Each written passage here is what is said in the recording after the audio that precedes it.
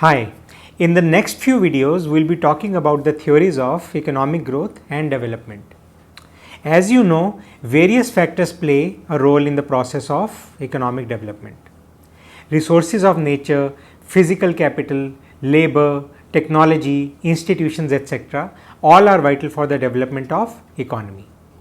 The first such theories laying out the contours of systematic economic growth and development started coming out in the late 18th to early 19th centuries. That is the period associated primarily with classical economists. Adam Smith, who is hailed as the father of economics, was among the first of prominent classical economists to lay the groundwork for a thought on the growth of economy. So, we will start with Adam Smith's theory. He introduced the theory of economic growth in his book, An Inquiry into the Nature and Causes of the Wealth of Nations. Published in 1776, this book is popularly known as Wealth of Nations.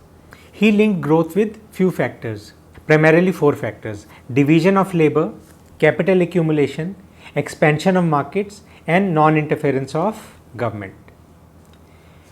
He saw growth as a self-sustaining process operating within a competitive and liberalized economy and driven by individual self-interest and profit maximization motive. So, larger the expectation of earning profits, greater the possibility of capital accumulation and investment. Quite obvious, if the profit potential is high, then the businesses would be more interested in developing higher capacity. Now, coming to the main features of Adam Smith's growth theory, he considered natural law as one of the primary drivers of economic growth. Now, what is natural law? It is a doctrine governed by a set of rules of right or justice. So, all men, here men is used as an encompass for everybody, so all men and women, all men know these rules intrinsically or naturally through moral sense, reason or general wisdom. Think of it this way: a little boy goes with his parents to a bakery. The boy is maybe 3 to 4 years old. There in the display he sees two pastries, one is slightly bigger than the other, and the boy points to the bigger pastry that is the one he wants to eat. Has anyone taught to him at that age about mass or weight, or that the size, the greater size will give him more satisfaction? No. So, it comes to the boy naturally through intrinsic sense, through maybe a general wisdom that bigger size will give him more satisfaction. Similarly, in Adam Smith's theory, natural law doctrine means that everybody, all individuals, men and women, even businesses, will always work in the direction where they are able to maximize their profits. And if everybody is maximizing their profits individually, then the aggregate profit, then the aggregate wealth of the nation will grow. So, that is the natural law doctrine. They use this sense to employ their capital so as to maximize profits in a free market economy which is free from government interference. Now, second, he talks about non-interference of government. He believed that interference or restraints in economic affairs conflict with growth, and that freedom of action brings out the best of an individual.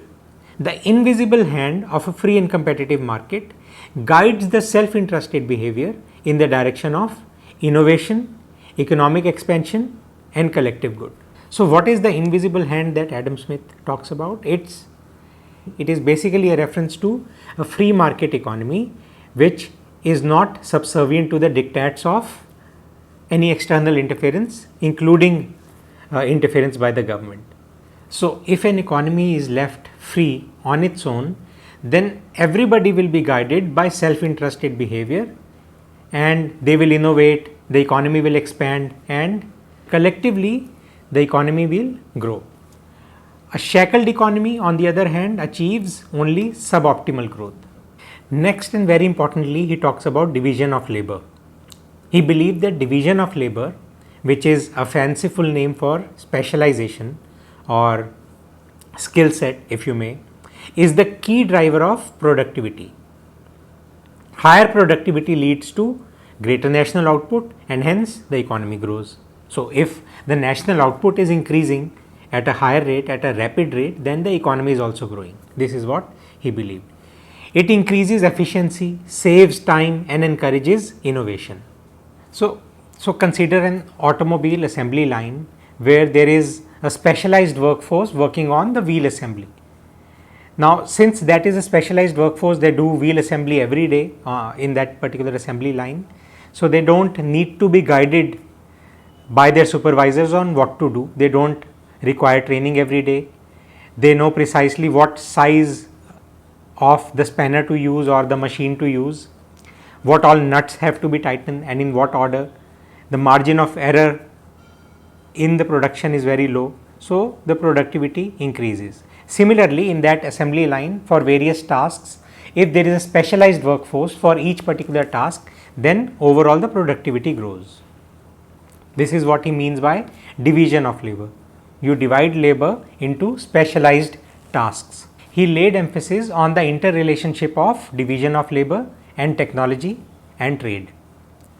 International trade, improved technology, better means of transport and communication open the doors for better specialization, better division of labor. So, if there is a large market, an expanded market, obviously there is more scope for division of labor. If there is a smaller market, then one person is doing many tasks. Next, he talks about capital accumulation. He lays great emphasis on capital accumulation. More capital leads to greater production and employment, generating further income and savings, which will further lead to more capital formation, and hence a virtuous growth cycle is created. He links it to better and more comprehensive division of labor. So, more capital means higher investment, advanced machines and technology. To operate these machines and use that technology, a more specialized and greater skilled workforce will be needed. So, hence better division of labor through capital accumulation. Now, how does he define capital? It is that portion of stock of an individual or society which yields revenue. He divides capital into two parts, fixed capital and circulating capital. Fixed, which yields revenue such as buildings, machines, etc., and circulating, which changes hands. And how is capital formed? Capital accumulation happens when individuals save from their incomes. Savings are then channeled into investments, which then increase the stock of capital. Capital formation is considered essential for sustained growth. So, if there is no capital formation in the economy, the growth would be stalled. Other sources of capital formation which he lists are landlords and capitalists who are also able to accumulate wealth. Workers, according to him, cannot save due to subsistence level wages. Their wages are merely enough to keep them surviving. Next and very important is the expansion of market. He says the size of market controls the scope of specialization. Similar to a person working in a small organization. So, in a small organization, there isn't much scope for division of labor. So, one person handles many tasks or roles. So, he is also the accountant, he is also the manager, he is also managing operations, business development, and in some cases even doing the housekeeping and cleaning stuff. So, the scope of specialization, the scope of skill development, division of labor decreases when the market is small. So, that is why Adam Smith believes that when the market expands, there is better division of labor. And how does the market expand? When there is more capital accumulation in the economy, when the economy grows. Larger markets encourage greater division of labor. Under a free market regime, all stakeholders, all farmers, producers, businessmen, expand the market and raise productivity, making economic development possible.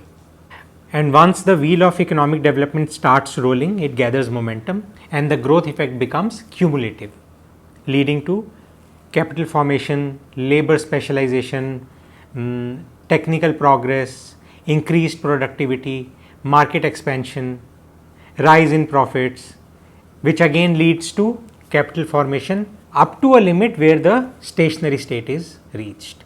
So, he introduces this concept of stationary state where he says that the increase in profits with capital formation and free market access, all of these lead to increasing competition among firms. Even newer firms join in and crowd out the market eventually. The wheel of development comes to a grinding halt due to scarcity of natural resources and declining profits. Obviously, when so many players join in, then a mismatch between demand and supply is created. Smith did not talk in terms of demand and supply. This is what we are inferring, that when there is a lot of competition, then of course the natural resources will start depleting and the profits will begin to go down. Once the profits start falling, they continue to fall till the economy reaches the state of stagnation. It is like now the wheel has started rolling downhill and will eventually come to a halt when the energy has died down fully. Now in your exam, the question may come to evaluate Adam Smith's theory or to critically evaluate. So once we talk about the critical evaluation, we need to talk about the criticisms of the theory as well. So Smith's theory has very limited applicability for underdeveloped economies, which are mainly characterized by small market size, low propensity to save and invest, and which are primarily agri dominated, where division of labor is extremely limited.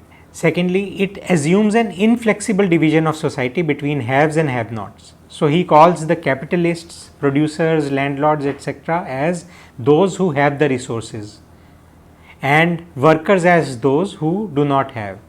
And in this entire argument, he completely ignores the middle class. Now, in one of our later lectures, we will talk about Schumpeter's growth model, where he talks about entrepreneurs who bring about innovation and creative disruption in the economy.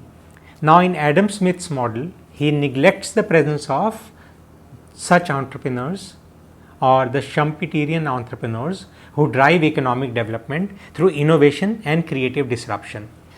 Now, he assumes a very simplistic ending of capitalist development into a stationary state, as if there is a linear relationship between capital and growth. He ignores the complexities of capital efficiency and its structure. There is over-reliance on market mechanisms. The invisible hand theory downplays market failures such as monopolies, externalities, income inequality, all of which can hinder growth. There is no role for demand side economics or aggregate demand, which later economists like Keynes emphasized as crucial in preventing stagnation and unemployment. Now, in conclusion, Adam Smith's theory, despite its shortcomings and limitations, was a groundbreaking attempt at understanding how economies grow and nations get wealthy through capital formation, division of labor, and market expansion.